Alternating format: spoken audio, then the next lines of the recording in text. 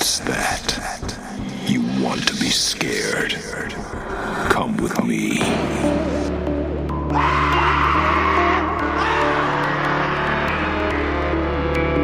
You will experience tales of horror, ghosts, and death. It is not recommended for the weak at heart. Listen in the dark. It's more fun that way. This is Weekly Spooky. Friends, I'm Henry Kuto, your host and narrator, and welcome. We're on the other side of Halloween, but of course that doesn't really apply on Weekly Spooky because we exist in a perpetual state of nighttime and Halloween. But I hope you had a good one out here in Ohio. It was a surprisingly great Halloween. I had a lot of trick-or-treaters, more trick-or-treaters than the last couple of years. I dressed up as Dr. Giggles because it allowed me to work a medical mask into my costume. I scared kids, I made them scream and cry, but then I gave them big, fat handfuls of candy. It was everything Halloween should be. I had scary sounds blaring, I had lights up and a fog machine going, and while I waited for the next group of trick-or-treaters, I was just chilling out, watching Halloween 4, and it was good, man. It felt real good. It was one of the best days of this year, honestly, handing out that candy, watching the kids get scared. It was good. It was damn good, and I hope your Halloween was damn good too. And also, I want to say thank you so much for coming back, because we have a huge influx of people during the October months. For obvious reasons, people are looking for the spooky, but you folks, you're the ones who really stick it out with us, and I appreciate it very much, and I've got a great story for you to reward you for your loyalty. A lot of what I've been dealing with in life is feeling isolated, feeling like I never get to leave my house anymore for obvious reasons. But what if you never left your house for very, very good reasons? What if it wasn't because you don't like being around people? What if it wasn't because you were antisocial? What if it was something darker, more devious than that? Well, let's find out what would happen right now. The Dead Thing Under the House by David O'Hanlon. Old Man Jennings ventured from his home on Sundays. He'd amble down the gravel path that led from his porch to his mailbox for the weekly accumulation of sales ads and bills, and promptly retreat into seclusion. In Blake's 31 years, he'd never seen anyone come to visit Meadowview's mysterious hermit. Once a week, a lawn care service came out to take care of his yard. Twice a year, someone power washing his siding. He paid them all with a check, slipped through the mail slot when they were finished.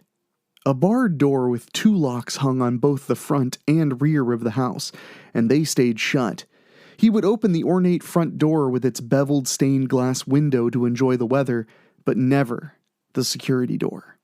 His windows were much the same, with heavy, blackout curtains on the inside and bars on the out. His groceries were delivered promptly at 1 p.m. every Thursday for as long as Blake could remember. A little doggy door, for lack of a better term, would lift out, and Jennings would pull the bags through the obscure solitude of his self-imposed prison. Theorizing about what went on inside the home was a Meadowview pastime as familiar as the annual Crawdad Boil or the town's community yard sale. Depending on who you asked, Old Man Jennings was a Satanist, a serial killer, or a space alien. Some people even believed he was already dead, and his ghost was just stuck there. Blake didn't believe any of it. The ancient coot would have to leave the house to murder people, after all. As kids, Blake and his friends dedicated enough hours spying on the man to know that never happened. As an adult, his divorce had forced him to move back in with his mother, directly across the street from Jennings. Blake found himself peering through the blinds out of habit, and the geezer still stayed locked inside, just like he always had. So it would be an understatement to say Blake was shocked to find Old Man Jennings standing on the porch when he answered the geriatric's frantic knocking. Jennings' hair was an explosion of white that jutted from his dark scalp in all directions. The mane was much more ample than Blake's own, which was retreating faster than a chubby kid at fat camp. Jennings stood on the porch with the grim stature and utter silence of an animated skeleton. Blake shut the door, removed the chain lock, and opened it fully. "Mr. Jennings, are you lost?" "No," Jennings said. "There's something dead in my crawl space." Blake squinted at the elderly man. "Pretty sure there's people that take care of that." "There is, but I don't like strangers." Jennings pointed a bony, accusatory finger at Blake. "That's why I came to you. I've known you longer than anyone." "We don't really know each other, though," Blake muttered in confusion. "Then how did you know my name?" Jennings' lips peeled away from the toothbrush commercial quality chompers in what might have been a genuine smile. "Is your mother home?" Blake shook his head. "She's in Toledo visiting my sister." "Oh, how is Sharon? Still married to that banker?" Jennings looked away and tisked. "Sorry about your own divorce, by the by." Blake's jaw dropped open. "How'd you know about that?" "Just because I don't leave my house doesn't mean I don't talk to my neighbors," Jennings shrugged. "Your mother's been my pen pal since 1984. Blake looked over Jennings' shoulder at his home. "My mom sends you letters? From across the street?" "She respects my eccentricities." Jennings jabbed his thumb toward the street. "Speaking of, think you can help me with the dead thing under the house?" Blake sighed. "Yeah, let me change into something else first." He shut the door and headed upstairs. He wasn't about to mess up his favorite self-pity outfit crawling around in the mud and spiderwebs that surely occupied the crawl space. The thought of all those spiders hiding in the dark prickled his skin with a wave of primal terror. He pulled the Ghoulies 2 t-shirt away from his goosebumped flesh. Blake Sterling's father gave him the most heroic name in history before he split. However, it wasn't a name he ever lived up to. Spiders were only one of his many phobias. Stretch marks peeked over the band of his sweatpants from a childhood full of expired Twinkies and ding-dongs his mom brought home from her job at the gas station. Years of bullying led Blake the Blob away from the sweets, and food in general. He looked like one of those kids the infomercial people feed for a nickel a day. His dainty form lacked definition or distinction, minus a single tattoo. His ex-wife's name was coiled around a rose over his heart. He got it the day she said she'd marry him. The mirror inside the closet door reminded him of all the reasons Kayla left. Blake grabbed a black t-shirt from a drawer and pulled it over his head before changing into a battered pair of Wranglers that were already stained from painting his kitchen. His face soured. It wasn't his kitchen anymore. He threw on his sneakers and didn't bother tying them. The crawl space was going to be more fun than his usual day of self-imposed purgatory. Blake slumped down the stairs and met Jennings on the porch. The two men made their way across the street and through the gate of Jennings' chain-link fence. A piece of the butterscotch lattice was removed from the side of the house to reveal the access point between the cinder blocks. The mid-morning sun was blocked by the trio of white oaks in the front yard, leaving Blake to unravel the mysteries of the crawlspace on his own.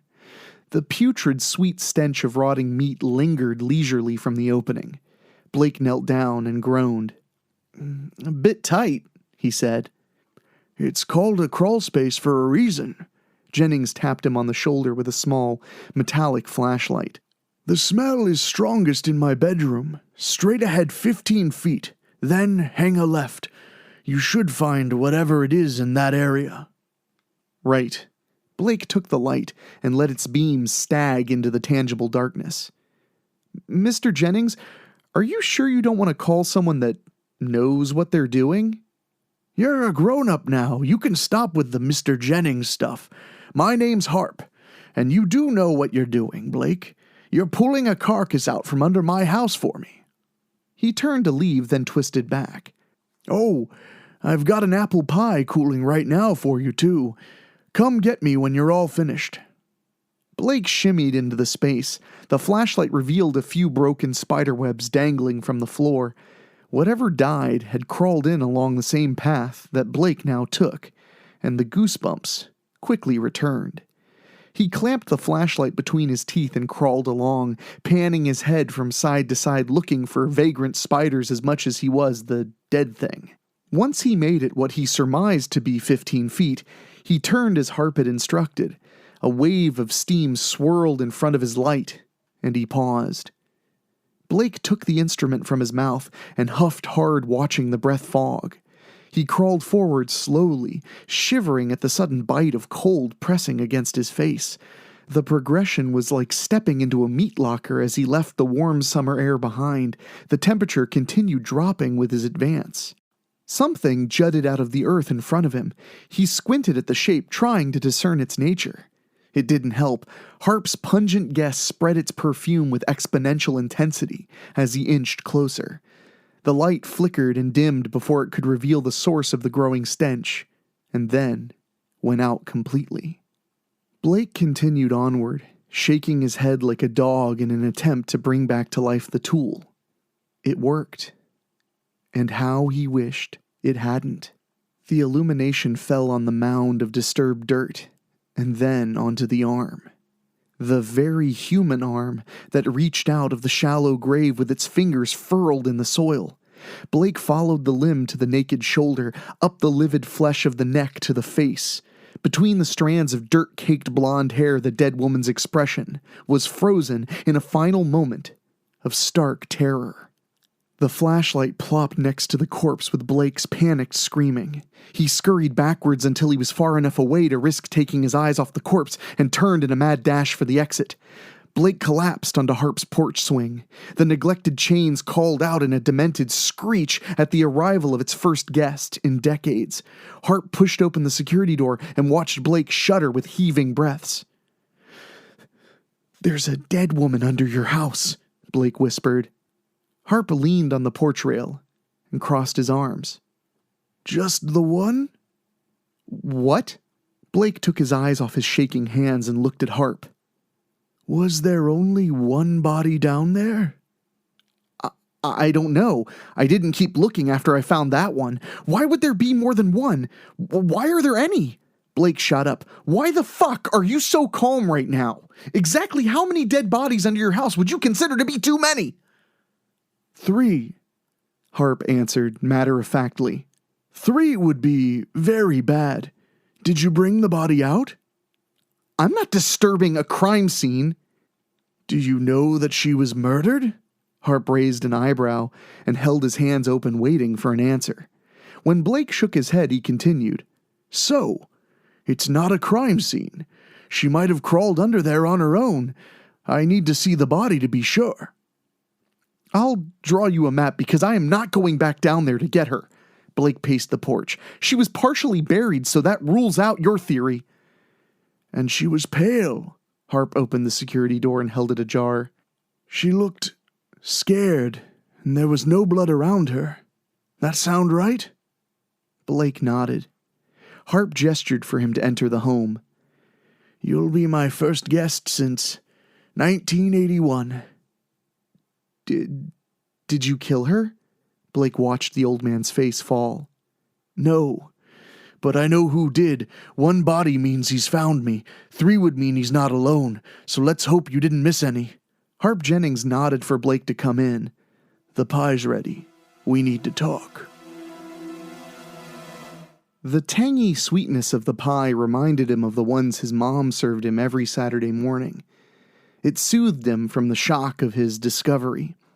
He speared a chunk of fruit and raised it to his mouth, savoring the smell after the one he faced in the crawlspace. It went down a lot easier than Harp's tail. "So, a psychic vampire killed the girl and buried her under your house to say hello?" Blake asked, around a mouthful of pie. "Moscon isn't a vampire, she's a Mirai." Harp stood up from the faded, threadbare cushion of his couch and walked away. "They leave their bodies at night to eat the souls of the living." "That's definitely more believable." Blake got up and followed Harp down the hallway.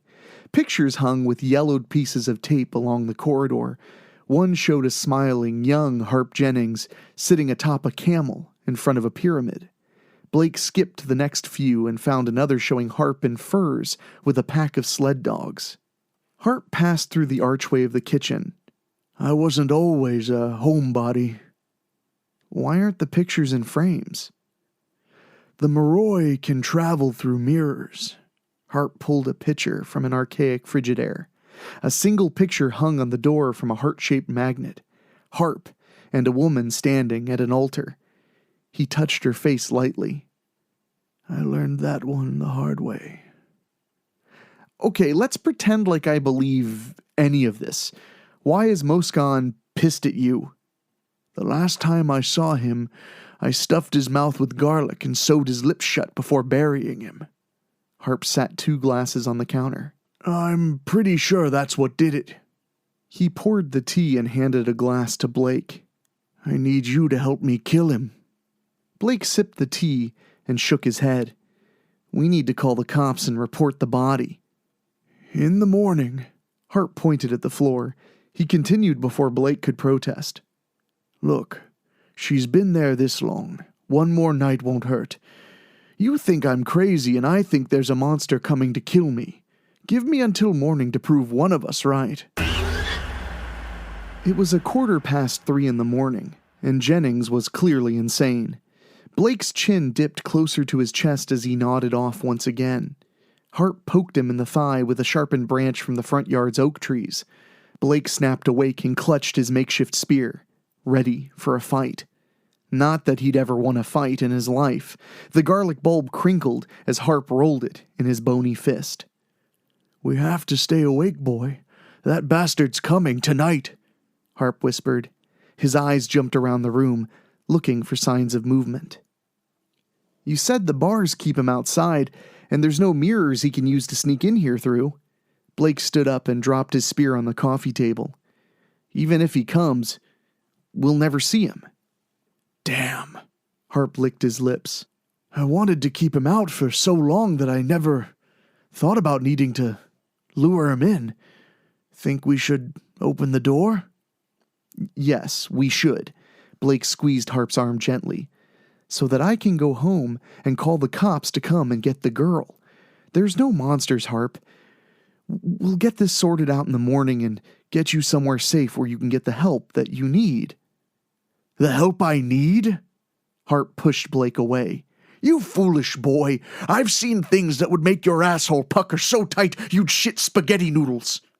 He stormed to the door and threw it open. The stained glass motif shattered as it struck the wall and fell like colored hail. Harp worked the locks open and pushed the security door out of his way. He spun back into the house and lobbed the garlic at Blake. I'll show you I'm not some demented old coot, Blake. He pointed into the night. We'll just let him in. Then you'll see a real monster. Oh, yeah. You'll see, all right. This all ends right here when we push stakes through Moskin's heart and trap his demonic soul in a prison of rotting flesh for eternity. I'm not sure how that was supposed to change my mind about the demented part, Harp. Blake started toward the door. I'm going home now. Old Man Jennings barred his path and pressed the point of his stake into Blake's breast. Harp's dark eyes narrowed with an intensity that made Blake shrink back. You're a coward, Blake. That's why the kids used to bully you, why you're always the first one laid off, and why your wife left you. You don't take risks. You don't challenge yourself. You never step outside your well-defined bubble of bullshit. Fuck you! Blake slapped the stake from Harp's hand and pushed the old man to the floor. You've been locked in here longer than I've been alive, and you call me a coward because I don't want to stay and play pretend with you? I may have failed at everything I've ever done, but at least I've done something. Blake glared down at Harp and realized what he'd done. He extended his hand to help him up, but before he finished his apology, Harp's boot caught him dead between the legs. Blake gasped and fell to the floor, trying not to return Harp's apple pie. The old man stood and dusted off the seat of his trousers. You're right, boy. I've been hiding in this house for 39 years, but for the 48 before, I was goddamn Harp Jennings. Harp dragged Blake upright by his collar. I swam with sharks in the wreckage of the Saratoga. I climbed 2 of the world's tallest mountains. I pilfered the pyramids for forgotten pharaohs. I dedicated my life to adventure and dangers and reaped treasures, the likes of which you can't even imagine. Then why are you hiding? Blake wheezed. Because Moscon took my greatest treasure. Harp's voice cracked. His lips quivered, and the fury in his eyes turned to miserable sadness. I killed a lot of monsters and a lot of men that weren't no better. But I couldn't stop him from taking my Mabel. I didn't lock myself in here because I'm afraid of Moscon killing me. I locked myself in here so he wouldn't kill no one else that I loved. I don't know what to say. Blake threw his hands in the air. Maybe you murdered the girl under the house, or maybe there's a soul-sucking monster coming to get you. Either way, I'd feel a lot safer as far away from you as possible. Blake hung his head with a sigh and walked around Jennings, straight out the door. He didn't look up until he was safely through the chain-link gate. His muscles tensed against his attempts to look back at the home. The image of old man Jennings rushing down the gravel path with the stake over his head rippled Blake's flesh with goosebumps. He turned, slowly, expecting the worst. Instead, he saw Harp, leaning on the doorframe, in defeat. Blake gave him a curt nod and crossed the street quickly. In his haste, he completely overlooked the man in the black peacoat strolling down the sidewalk. Blake bumped into the man and apologized. "No worries," the man said. His voice was like winter fog, low and cool. He looked Blake over. "It's quite some neighborhood here. Like a postcard, really." "Yeah, it's pretty nice. Have a good evening," Blake said as he hurried up to his porch. "I see why my old pal Harper chose this place," the man called after him. Blake turned to find the sidewalk empty once more. He hurried inside and locked the deadbolt and the chain lock. He kicked his shoes off and padded up the stairs to his room. He was going to put his comfortable clothes back on and raid his mother's gin collection until he forgot all about the dead body, Harp Jennings, and the creepy man on the sidewalk. He peeked through the blinds at Jennings' house. The old man waved at him and pulled the security door shut. The blinds snapped together noisily as Blake turned and went to the closet. He jumped away with a scream that would have made Dee Wallace jealous. His haggard reflection glared back at him in the mirror. He laughed at his own panic and bent down to retrieve his sweats and t-shirt from the closet floor. Blake paused, dropping the clothes, and rubbed his fingertips together, observing the damp soil that came off of them. His quivering breath fogged before him, and he fell over backwards. Filthy blonde hair poked between the hanging jeans and slacks. The lamplight reflected pathetically on the cold, lifeless skin that stretched forth and crawled along the floor. Blake's panicked breaths perverted his words to inarticulate squeals and grunts. He found his voice as the frigid fingers curled around his ankles and jerked him across the carpet. The dead thing was no longer under the house. Blake's screaming would stop soon. The newly risen were full of such insatiable hunger. Harp sighed and clicked the locks into place. A man grasped the bars of the security door and leaned in, close. A series of small scars lined his tanned lips where they'd once been sewn together. His hands smoked as they wrung the iron, but the man in the black peacoat smiled through the pain. Harp recoiled away and raised his wooden stake. "It seems there's a vacancy across the street," he hissed. "What do you say, Harper? Won't you be my neighbor?" Harp lunged forward, the stake jabbed between the bars. Moscon took a calm step away and shook his head. "Meadowview is such a lovely place to raise a family, Harper. You'd know that if I hadn't killed yours." Moscon turned with a chuckle and crunched along the gravel path. "There's such potential in these small towns." "Come inside and let's finish this," Harp growled. "No." Moscon held his arms wide. "See how easy it is to walk away from a fight, Harper? You could have done that once. Now you're going to hide behind your bars and your steaks and your garlic, and you're going to watch as you become the last man in Meadowview. Then, when there's no one left for you to care about, I'm going to turn you and bury you right there in your crawl space. I'll stitch your lips around garlic cloves with a stake in your chest so you can't do anything more than spend your eternity rotting away. In stillness, just some undead thing under the house. Harp watched as Moskin's clothes fell, empty to the sidewalk, as his body twisted into a tower of fog that disappeared into the pre-dawn sky. Harp opened the security door and pushed it out of his way. Moskin was a monster of his word. Harp ambled over to his porch swing and sat down for the symphony of squeaks and pops of the neglected chain. It groaned as his long legs pushed him in a gentle rhythm, and Harp stared at the stake, clutched in his arthritic hands. Maybe he still had one more adventure left in him. Now that was a story, and not only was it a good one, a spooky one, a fun one, but it gave me a character I really got to enjoy doing. Nothing beats just being kind of a crotchety, clever old man, and I definitely enjoyed that one. I hope you did too. I want to mention, if you are listening to this and you're not subscribed on your favorite podcast app, what's stopping you? Hop on board. I know we've got a lot of new people hanging out ever since October. October was an incredible month for the podcast, and now we're going into our second year, so subscribe and maybe even tell a friend who likes to be spooked.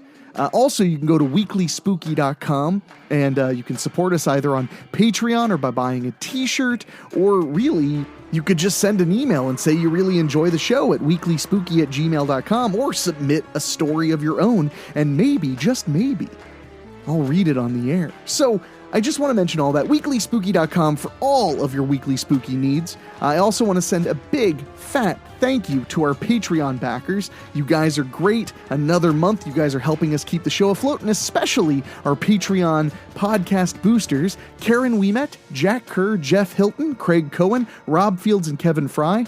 Thank you all so much for helping me keep the scariness alive.